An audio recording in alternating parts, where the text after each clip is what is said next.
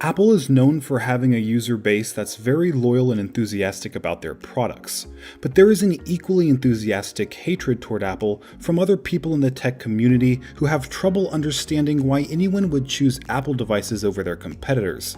And in this video, I'm going to give you the #1 reason why you should be using Apple products over anything else, and it's a reason I think should be discussed a lot more often. This is Greg with Apple Explained, and if you want to help decide which video topics I cover, make sure you're subscribed, and these voting polls will show up right in your mobile activity feed. So what is the #1 reason to use Apple products? Could it be their beautiful industrial design, their approachable user interface, their optimized operating systems, or perhaps their seamless user experience? In my opinion, those are all legitimate advantages of using Apple products, but there's one huge reason that's rarely mentioned by news outlets or users themselves, and that is privacy. Apple has maintained such an uncompromising stance on privacy that it actually led to a lawsuit from the US Justice Department.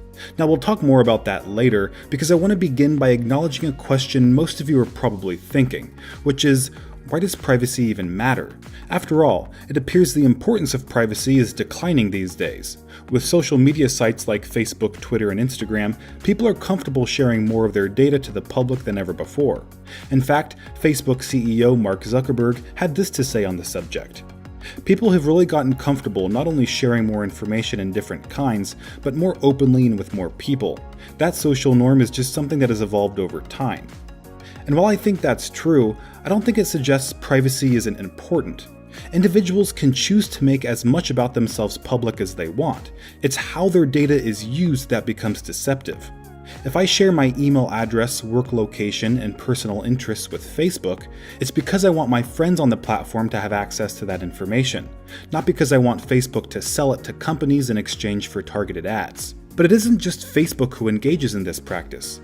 The Cambridge Analytica scandal revealed Amazon and Google also collect huge amounts of data on their users to sell to advertisers. And it's easy to understand why.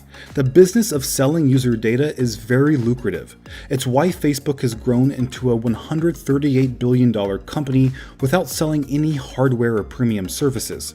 And as you've probably heard before, if you're not paying for a product, you likely are the product. But despite these privacy violations, we continue to use services from Facebook, Amazon, and Google, likely because the vast majority of us don't even know these privacy violations